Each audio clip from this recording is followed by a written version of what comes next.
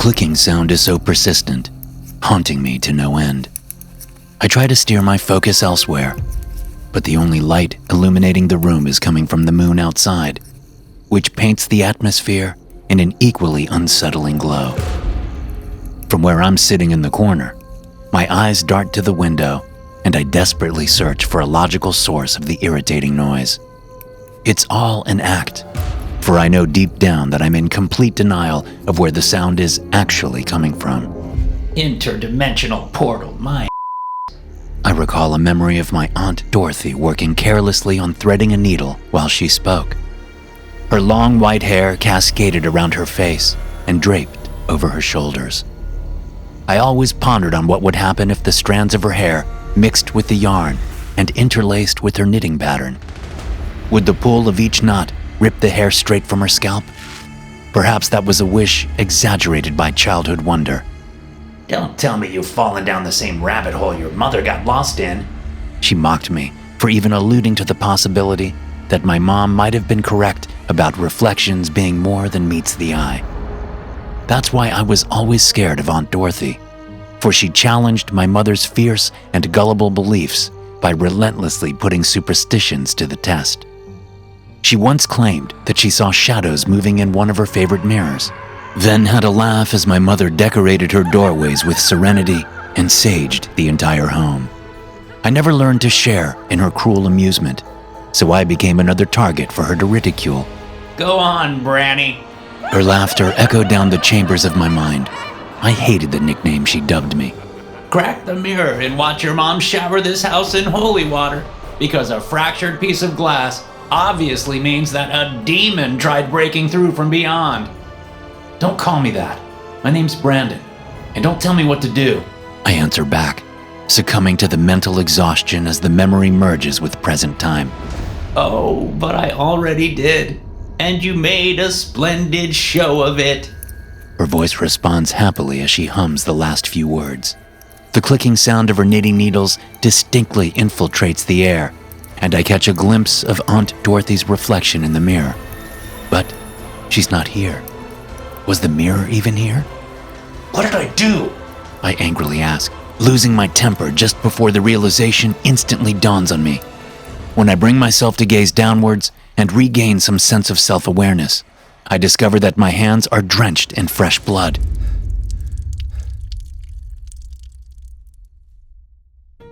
It was mostly luck. I suppose, mostly bad luck.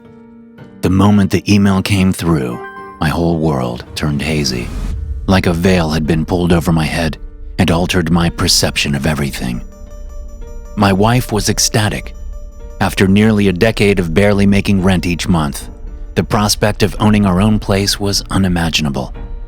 I would have been euphoric as well, but I didn't have the luxury of ignorance.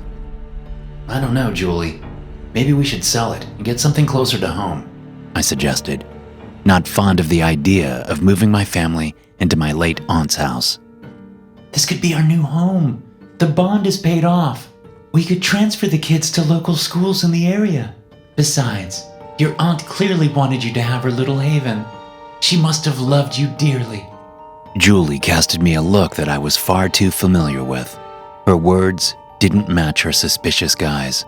Obviously, I knew she wanted me to elaborate on the reason as to why I never mentioned having an Aunt Dorothy. Instead, I crossed my arms over my chest rather defensively and gave my wife a serious glare. I really think we should sell it. Julie heaved a sigh and nearly slammed her laptop shut. Okay, Brandon, tell me why she was a secret and why you're refusing this opportunity. There it was. I knew this woman all too well. Sure, we could sell it for a nice deposit on a new home, but it wouldn't sell for nearly enough to buy a whole new property. Not immediately anyway. Judging by the pictures online, the place needs some work. You already did your research then. Already decided on behalf of us all. A deeply rooted fear gripped my insides, which I hadn't felt in ages. I sounded much more angry than I intended to. I didn't want my timidity to be apparent, but it was overwhelming, and anger was a comfortable mask to apply. No, she simply stated. I'm just tired of barely making ends meet. You don't have to tell me anything. But your aunt left you a pretty nice inheritance in her will. Think about all the money we would save that would otherwise have been down the drain and used on rent. Let's just give it at least 6 months and see what happens." Julie reached for my hand. The dark circles encased below her eyes were telling. I could feel the same weight clinging to my own eyelids, and it forced my mood to lighten. She was right. We were struggling and overly exhausted. And during those 6 months, we will devote all our free time to renovations and sell it off as soon as it's in a more presentable condition. I slowly offered my terms after remembering the need to compromise in our endeavors, and it brought a tired smile to my wife's face. We could plan a small second honeymoon afterwards, get Andrew his new PlayStation, and send Luce on her hockey tour. Apart from the financial relief, wouldn't it be nice to be the cool parents again, even if just for a moment? Julie gave my hand a squeeze, her voice sincere as she continued. I haven't decided for anyone. I'm just exploring the possibilities of this great blessing. She was right once again. It would be stupid to pass on the opportunity to save up on some much-needed money. I had to let go of the childish fears that yet lingered. What harm could it do? It was just a house with fractured memories. I couldn't allow myself to dwell on the negative thoughts. They were merely thoughts after all, and I didn't need to share those irrational burdens with my family. 6 months is not a long time. This thought kept me going as we arrived in the small, rural town just outside of Oregon. Our entire lives were packed in a single U-Haul trailer, and despite my fears, the kids were actually excited about the drastic move across state. Andrew apparently had a bully giving him a hard time at school, so he was glad for the sudden transfer. Luce also had beef with a group of girls and was eager to escape the teenage drama. I didn't really want to question what all that was about.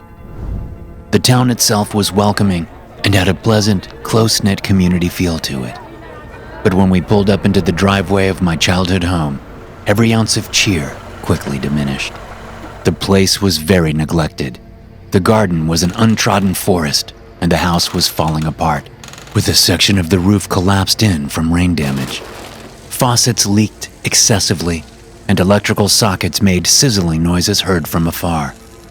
With the state the house was in, we only had a brief tour around the place before retreating to a local bed and breakfast to stay for the night. It was clear that no maintenance work had been done in decades. I didn't feel comfortable having my family anywhere near the property until a qualified electrician could check the wiring the next morning. The next few days were spent clearing out the yard and removing moldy carpets from every room upstairs. I was surprised and secretly relieved by how little furniture was still salvageable, though that solace did not last. Luce made the attic a little project of her own and began collecting antique items that we initially wanted to throw out. She planned to refurbish the items and became particularly fascinated with the freestanding mirror that was framed by delicate patterns carved in oak. Seeing it again made my blood run cold. "You're not keeping that," I sternly told Luce when I found her polishing her reflection in the mirror. She looked at me with a perplexed dent in her brow, but I didn't let up. "Why? This is the most intact thing I've found, and it was already up here." She gestured around the attic, which was littered with complete junk, in my honest opinion.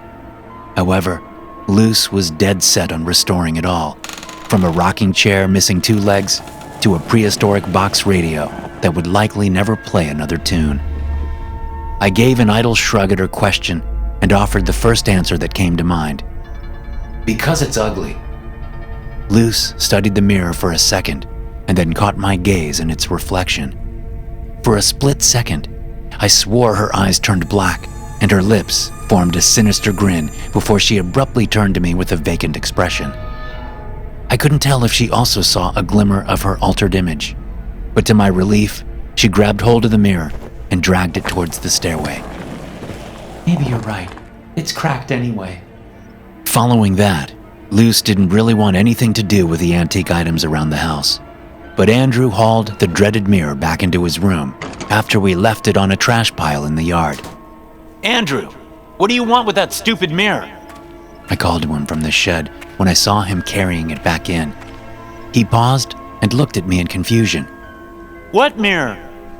He then turned the frame over and revealed a still image captured in the glass. It was a grotesque depiction of an old metal band posing with large snakes coiled around their necks. My first assumption was that Andrew wanted to mess with his sister, since she hated snakes, but he promised me he only wanted it because it looked cool. Although I didn't exactly believe him, seeing as he took any and all opportunity to tease his sibling. I couldn't deny that it could have been the same picture I hung on my wall during my edgier teenage days. However, it seemed too similar to the mirror. Reluctantly, I agreed to let him keep the piece. I should have known better. 2 months passed since we moved in, and despite my hesitance, things were going considerably well. Until, of course, they weren't. Once the honeymoon period had ended, I began to notice oddities transpire throughout our new home, as if whatever lingered in the old house had carefully and cruelly waited until we had settled in. One of the first mysterious happenings occurred late in the evening, just before the kids were due to sleep. For almost 5 minutes straight, I heard a thump echo from above my bedroom, repeating every 20 or so seconds. When I had grown irritated enough, I raced up into the attic, expecting to find Luce rummaging around for something up there, and found no one. I inspected the dimly lit room, overcome by the goosebumps it always provided, and backed out of there before I came to regret it. Confused, I went down to find Luce in her bedroom. Were you screwing around in the attic again? I demanded to know, probably a tad more aggressive than intended. Her eyebrows furrowed into a frown, and without having the dignity to look at me beyond the screen of her phone, she muttered in equally irate, Obviously not. Go ask Andrew. He's probably looking for more art projects. I checked on Andrew and found him fast asleep. His room was one without a carpet, and he was snoring away on a mattress on the floor. The only other objects in his room were a couple of bags and the band poster. Before I could stop myself, I flicked on the light against the wall and saw that the picture in the frame was gone. The surface had morphed back into a mirror. Dad? Andrew groggily muttered, roused from his peaceful rest. Just saying goodnight, bud. I quickly offered and switched off the light again, not wanting to freak him out by revealing my own angst. Surely, I was imagining things. I stomped to the kitchen, needing a drink to calm my nerves and hopefully get over myself. Memories were imprisoned in every inch of this house, and I relived visions of them with every glance to a familiar spot. The kitchen was a refuge because my mother always loved baking. She would whip up huge bowls of icing and allow me to indulge in the creamy goodness with a spoon, all the while my aunt would glare at us from the living room down the hall. One would think that since my mother was the crazed religious type, she would have been the less favorable adult in my life. Yet, my ungovernable aunt never passed on the opportunity to make those around her completely miserable. By the time I went to bed, Julie was sitting upright on the inflatable mattress in our new room. Having trouble sleeping? I inquired before planting a kiss to her forehead. She only smiled in response and nestled back down beside me, indicating that she was probably only waiting for me to come back before resuming her own sleep. I wanted to tell her about the mirror then. I wanted to relay every single bad reminder attached to it. However, the short trip from the kitchen almost wiped my memory clear of the past traumatizing events and the new concerns that kept plaguing us thereafter. I finally got some good rest, and the following weeks went by with ease. However, this wouldn't last long. The second plague came in the form of maggots. They popped out everywhere to the extent that more than 3 exterminators bailed on us. The ceiling peeled off from rotting nests lining the upper surface in the attic. Like a ghost, I was wandering the halls and keeping the pests at bay with ample amounts of bug spray. The 6 months were dragging on, and I wasn't seeing any light at the end of the tunnel. Was the monetary relief worth living like this? I didn't want to tell Julie that her hope of fixing up this place was a dead-end pursuit. I was, however, practicing the discussion with her in my mind. I formed imaginary dialogue while pacing up and down the hallway one night, unable to sleep due to the irritating sounds surrounding every corner of the house. Before long, my internal conversation got interrupted by something I couldn't possibly explain away. I could not even blame exhaustion for what I saw. So vivid and disturbing did it appear. It should have been an impossibility, but there she was. Her back was hunched over, burdening her walker with her full, lofty weight as it dragged off the floorboards, screeching and scraping on the wood. Yet, her dress was not the gaudy floral pattern I remembered, but rather a torn, dirtied thing, rife with mold and blood. Each breath rattled her entire body, echoing a distressed wheeze through the corridor. Her voice called out, though perhaps mercifully. She did not turn to face me. I love what you've done with the place, Branny. Hearing that awful whine after so long brought back feelings of fear I thought long forgotten. Like the predator she was, she picked up on my horror, continuing. But nothing compares to the sweet niece and nephew you've brought me. Andrew and I are getting along so well. My heart skipped a beat, and Aunt Dorothy's shuffling picked up an ungodly pace, straight for Andrew's room. I ran after her, but as if in one of those nightmares where all willpower seems to fade, I could not catch up. I woke up drenched in sweat, not able to recall if the encounter truly happened, or if it was all a terrible dream. Once we all began noticing other abnormalities in the sounds haunting us during nighttime, they only seemed to get worse. No matter how hard I tried to block them out, or convince Julie and the kids that it was our imagination at fault, the lingering stress put us all at edge with one another. Andrew would yell throughout the house for Luce to shut up, oblivious to the fact that she was blissfully silent. Conversely, she came to me and Julie in tears numerous times, telling us to sort out Andrew, convinced that he had bought a pet snake and let it loose just to terrorize her. Paranoia or obsession, I didn't care anymore. The mirror, or rather what remained of it, was the only thing I could pinpoint for causing all of the twisted events to continue for so long. I sounded crazy. I knew that more than anyone, yet I couldn't shake the feeling that its presence was a curse. My mother always believed it was vexed, and I was starting to trust the fact. It was the school holidays, which meant Andrew spent his entire time doing what any kid his age did, waste away in his room playing games, devouring unhealthy crap, and binge-watching shows.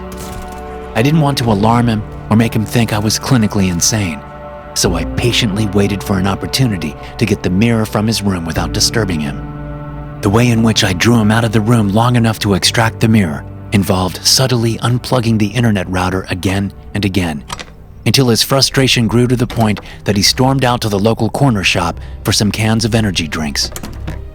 No sooner did he sulk out of the door did I rush upstairs to retrieve the mock poster, and the very moment I lay eyes upon it, I felt an aura of unease creep up my spine. While the image was disconcerting at the best of times, it now appeared even more sickly. The scales of the snakes were peeled and bloody, and their haunting gaze seemed to follow my movement. I decided to swallow my trepidation and simply get to the task of removing it from our home, opting to just drag it out of the room. As I moved to do so, however, the features of the poster almost twisted to look angry. I glimpsed a reflection between the snakes and band members and realized that the mirror had indeed never truly vanished. Shadows stirred within the gaps of the painting, and all of my childhood fears came rushing back. Mom's outlandish warnings, Aunt Dorothy's mocking antics. My mom always spoke about spirits trapped within the fractured glass. Had I lost my mind? Or was something nefarious actually possessing this damned piece of furniture? The more I looked into the surface, the harder it was to accept the fact that I saw Aunt Dorothy positioned in the back of the still image. She sat slumped in her designated chair, camouflaged between the drawing of the posing band members. Her hands were busy knitting as she always did, whilst her gaze leered at me with malicious intent. She may have died, but she had never left. It was ironic how the afterlife chained her to an object she was so cynical towards. A small comfort was that my mother seemed to have found eternal rest. Her spirit was gone from this place, unlike the lingering soul of her demonic sister. Not only was she there, but I felt as though she was communicating with me through inaudible whispers. Before I knew it, everything became a haze. As soon as I realize that it's indeed blood on my hands, my breathing becomes so labored I can't think straight. I wipe my hands against each other, then on the floor, hoping it is an illusion that can be rubbed away to no avail. Aunt Dorothy is still laughing from within the mirror, but her fleeting screech is overridden by the pure panic seeping through my veins. Whose blood is this? What did I do? I jump to my feet and hastily climb the wobbly stairs, unintentionally stomping down a few maggots on my way up. They writhe and wriggle from every orifice now. Julie! I call down the corridor leading to the main bedroom, but my feet carry me into the opposite direction. I need to get to my kids, but I can't find them in either of their rooms. Andrew! Luce! Where are you? I continue calling out to them. The alarm in my voice is palpable. Neither of my children return a response, spurring on my fearful frenzy. I don't know how long I blacked out for, because I remember it being early in the afternoon when Andrew left the house and I began executing my plan to get rid of that mirror. That attempt obviously failed, because the cursed thing was set up in the living room and it was now past dark. Something urges me to look in the attic, but I'm too scared to. I no longer feel like a husband or a father. I feel like that 7-year-old boy running to his mother after his aunt told him the monster under his bed was very real. I never believed in my mom's cleansing rituals, but now I yearn for the contagious comfort they always brought her. After my mom's death, I immediately left my aunt to this forsaken place, an act she clearly saw as unforgivable. Dad! Andrew yells from upstairs. The relief of hearing someone is short-lived, for his voice is riddled with distress, and I immediately ascend the ladder to the attic after him. My world shatters when I reach the top. Andrew is on his knees gripping a shard of glass, and Luce and Julie are both laying in a pool of blood on the floor. Luce is still. A belt that vaguely resembles the skin of a snake is tightly wrapped around her neck. Her lips are dark purple, and her eyes are wide open, staring ahead eternally. Julie makes very weak gestures to me, gurgling while trying to breathe. Every time she tries to say something, a stream of blood pipes out from the open gash in her neck. I didn't do this, Dad. Andrew weeps as I rush over to assess the situation. It's far too grim to even comprehend. Julie begins to seize uncontrollably, and I'm blindsided by the concerning amount of blood she already lost. All I can do is wipe the hair from her face to try and soothe her. It seems to work until her eyes rest somewhere behind me, and her body abruptly becomes motionless, any signs of life evaporating. My wife is gone. I'm shaking and can't tear my eyes from my 2 dead girls. This had to be a dream, a nightmare heard of only in twisted news reports or horror stories. Dad, Andrew whispers, and I eventually look up at him. His features are distorted in the mirror. It took all but a second for me to realize that Andrew was standing in the hallway behind me the whole time, and I was facing away from him. I had seen myself in the reflection of my son in the mirror. Everything is tying together. I'm the one drenched in blood. The mirror was up here in the attic, and I blacked out after Andrew left the house. He must have been gone for hours. There's a glass shard missing from the frame in the mirror, and it seems to match the one in my bloody grip. Is this what Aunt Dorothy referred to as a sick show? Did the phantom of her, trapped in the mirror, cause this to happen? Or, perhaps the most damning thought of all, did my paranoia simply lead to this? This is far too much for any sane person to fathom, let alone a deranged one. I can't think straight. All I know is that Andrew didn't do this. I did. Thanks for listening. If you enjoy these stories, be sure to subscribe to the podcast and check out some more of my episodes here.